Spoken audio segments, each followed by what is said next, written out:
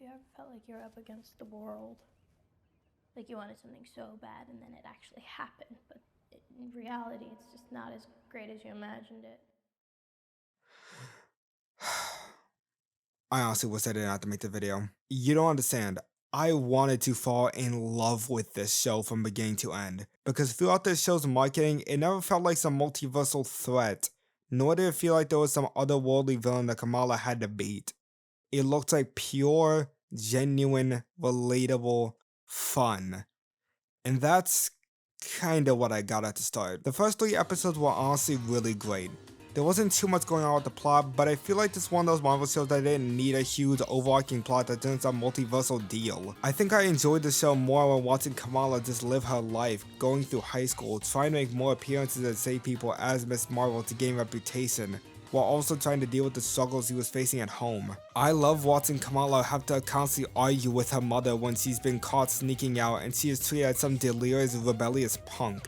This scene can not only be immensely relatable, but the directing of this argument is great because it's played as a very somber and gut-wrenching moment as Kamala is being told that her mother doesn't even know who she is anymore, while literally being surrounded in everything that defines her. There's this hauntingly real misunderstanding between parent and child, where Kamala just wants a chance to be herself at AvengerCon, but is seen as a completely different person by her mother because he snuck out without their permission.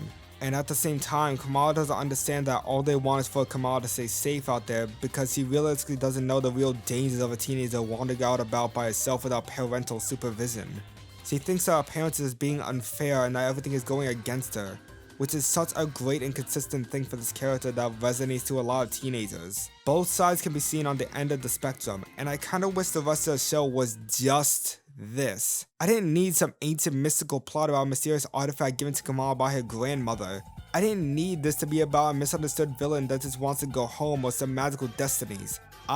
Nor did really anyone else, needed that. Episode 1 really did show us that this could have been something completely different. Just a slice of life TV show where we get to watch through the lenses of Kamala herself as she's experiencing and going through her normal life while trying to gain popularity as a superhero. I think this show should have honestly piggybacked off of something like a Daredevil. I think that this should have been a character study and exploration of Kamala's life as both a hero and a teenager, and seeing how her superhero life conflicts with her normal life. Seeing otherworldly threats being introduced in this show was disappointing. I literally could not recall a single thing that happened in episodes 4 and 5 because I could not give less of a shit about the plot. It's a trope with these MCU shows that has gotten very tiring. That is the absolute last thing you would want to see in a Miss Marvel TV show. WandaVision? I could get past because Wanda is indeed the Scarlet Witch. Loki? Yeah, makes sense. The main setting is literally in the in-between of time itself for most of the runtime. Moon Knight? Totally. His whole origin comes from the mystical aspects of Egyptian gods. But Miss Marvel? Is this the show you want to make about mythical and magical artifacts? But I'll be one to say the finale is actually alright, because it's an episode revolving around damage control and showing that they really should have been the true enemy. Wait, hold on, let me start again. Showing that they really should have been the true enemy of the show.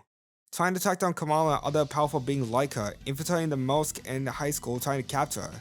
Also, I just love how everyone in the mosque completely ready to identify themselves, seeing as how they've had government officials come to interrogate them several times in the past. It's a nice small moment that should have been expanded more.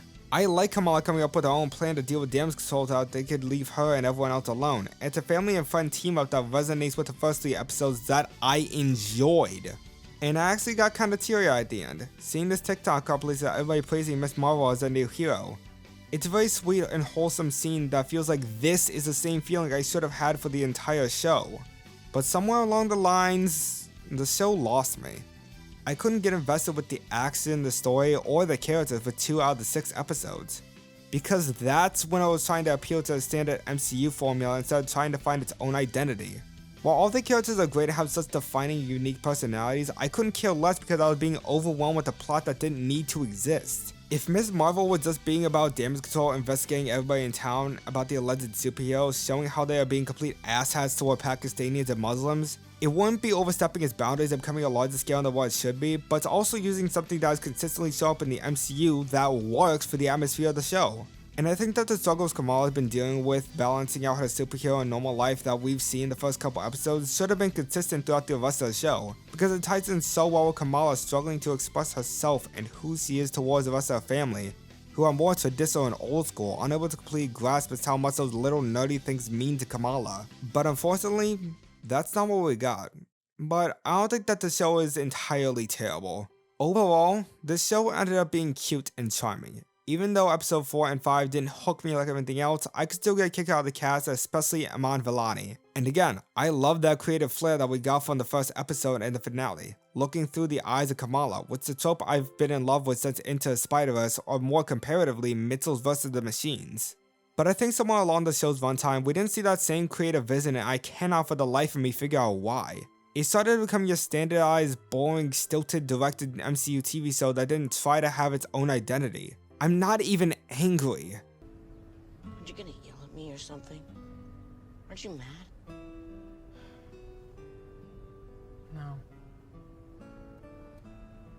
I'm just disappointed. Kamala, for me, while not knowing much about her comic counterpart, was my next Spider-Man. Someone that I could relate to on a personal level and look up to as she overcame her inner fears and personal struggles, while also having this relentless amount of positivity and hope in the world, which is such an inspiring character trait that works for this character and her arc. I honestly think my MCU fatigue is starting to finally sink in. Even after all the mediocrity behind Multiverse of Madness and Love and Thunder, despite me still having such fun and finding the best out of both movies. I'm starting to become tired of the same shtick Marvel has given me. This is a show that could have been fantastic, revolving around Kamala and her feeling like she's up against the world. Achieving a dream that she could always hope for, only to find out it's not as simple as she thought it was. Finding more and more struggles that she has to overcome, thinking she has to do it alone. Only to realize that she was never alone. Her family never resented her. They were just worried. A show that could have reflected the nuance behind this character as a whole. A show that reflected the same amount of relatability and creative vision. A show that resembled this scene here. And 3, sometimes someone can come out of nowhere and do something amazing. Anyway, that's all I got for this week. Next week, I'm gonna kick off a special 2-part series on why I think Thor is secretly a gamer. Remember, new episodes drop every Wednesday. Be sure to like, comment, and subscribe at Slap Baby Productions. Words cannot express how much I love this scene. This scene has hit me harder than any other MCU project has ever done. I could seriously go on and on about how much I adored this very first scene in Ms. Marvel, and how heartbroken I was where I couldn't feel this way for the rest of the show. Thank you all so much for watching. I was really compliant on making this video because of reliving how disappointed I was in the show for a good portion of its runtime genuinely made me sad. Be sure to like and subscribe and tell me what your thoughts are on Ms. Marvel or my critique of it. Also make sure to hit the notification bell so you get notified of future content releases. I'm your favorite virtual cabbageboi, signing off.